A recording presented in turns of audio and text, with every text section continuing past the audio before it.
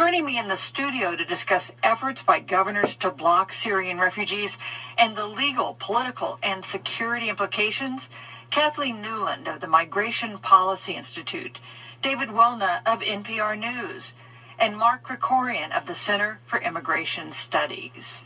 Welcome to the Diane Rehm Show. Thank you. Hi. Joining us by phone later in the program will be the former U.S. Counterterrorism Director Michael Leiter. But first, joining us from the Republican Governors Conference in Las Vegas is Pat McCrory. He's the Republican Governor of North Carolina. Welcome to the Diane Rehm Show, Governor. Thank you very much for having me. Governor McCrory, you are one of more than 24 governors who have come out in recent days to oppose admitting refugees from Syria to your state. Why are you doing that? Well, I think we have very legitimate concerns. In fact, these are concerns that have been expressed by the FBI director during a House Committee on Homeland Security, in which he basically stated that the federal government does not have the ability to conduct thorough background checks on all of the 10,000 Syrian refugees that the Obama administration says will be allowed to come to the United States. That raises red flags for us. We've raised very serious red flags with the White House in the very lack of communications with governors who have their own homeland security teams. We have our own SBIs. We are commanders of our guards, in which we are not being told who is coming to our state, when they're coming to our state. Those communications are basically with third-party nonprofit organizations who's primarily interested in legitimate needs of helping these people, but not in public security needs.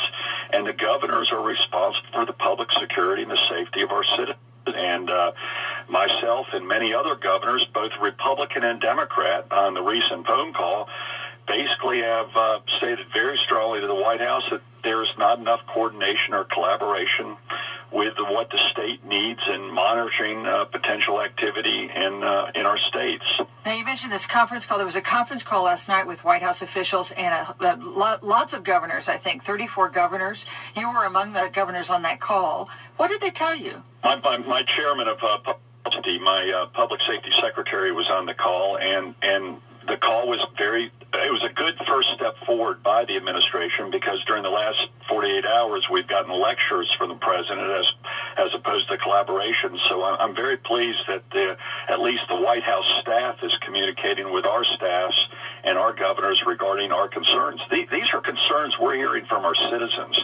There's a lot of anxiety out there, and there are concerns coming from my public safety officials in which we do not know who is entering our state.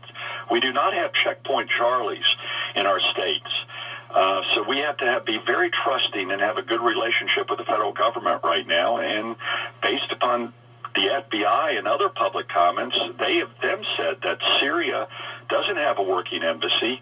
It's very difficult to get the legitimate background checks, and those raise concern for us in a nation where there's a civil war. Well, at this conference call last night, was there any indication the White House would heed your request, would make changes in how they're proceeding because of the concerns you and others have expressed?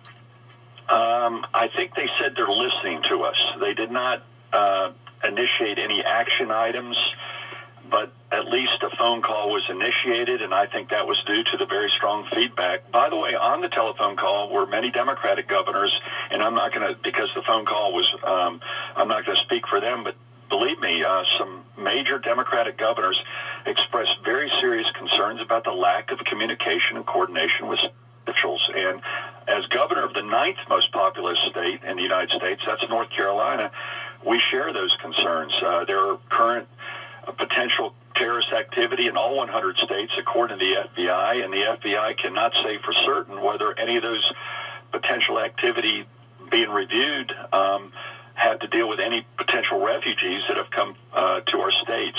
We just need more communications and cooperation and reassurance so we can reassure our citizens that everything's okay. You know, you mentioned President Obama's comments yesterday. He said that the governors who have tried to block the Syrian refugees are fear-mongering. He says they're playing on fear to score political points. What did you think of the president's comments?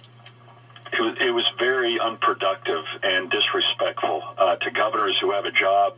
These are the executives of the 50 states.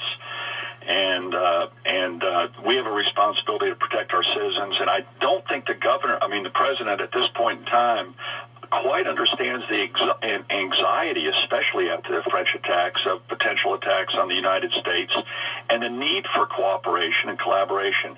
I just want to say we're all on the same team. We want to work with the president. We want to cooperate with the president. We cannot afford to be the federal government have one silo and all 50 states have their own 50 silos, because, frankly, most terrorist activity is learned from state and local officials, not from the federal government. It's state and local closest to the ground who communicate information to the federal government. And we've got to have a two-way communication link. And we read in the newspaper, including your own newspaper, of the governor announcing 10,000 more refugees coming into our states. I think we need to have that coordination and cooperation, and that's the message in a bipartisan way from governors on that phone call. If the United States federal government decides to go ahead with refugee resettlement, is there really anything you can do to keep these refugees out of North Carolina? I don't think there is, except my letter to the president in the last 48 hours was expressing a request to cease this until only from Syria at this point in time, and do a review from the other potential states where they do have ISIS at this point in time. Give us some assurance that and communication links with our own local homeland security. But we do not have a checkpoint, Charlie, at the state of North Carolina. And by the way, once they come in, they can go immediately to anywhere in our nation, and we don't know where they're going at this point in time. And we've learned with ISIS is very unique. These are pros. They're very patient. They hide their activities even from their own families, as we've learned from the Paris attacks. These are pros. There's no doubt about it. Governor, just one last question. I know that a small number of Syrian refugees already have been resettled in North Carolina. How has that gone? We don't. There are 59 numbers that we do not know where they are. We don't. Our Homeland Security is not communicated to. We only hear from where they're located from third-party charity agencies. And in Homeland Security matters, especially in this very unique war, which the president of France has said this is a war, and who's a NATO ally and so forth.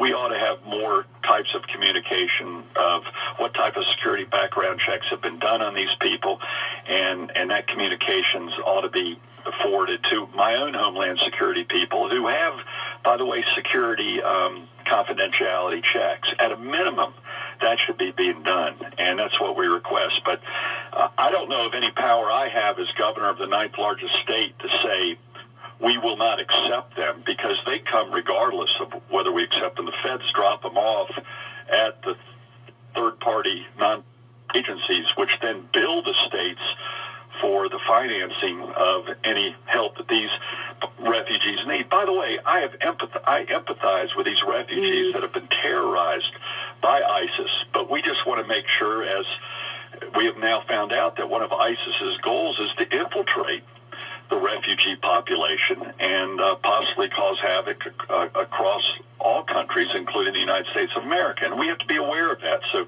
these are very legitimate and respectful concerns by this governor that I'm expressing. And I cannot express more that we are all on the same team, and we want to work with the president. And the phone call yesterday was a first step, but I think there needs to be much more directly from the president and the vice president directly to the governors, especially through our Homeland Security people in each state. All right. Governor McCrory, thank you so much for joining us on the Diane Rehm Show.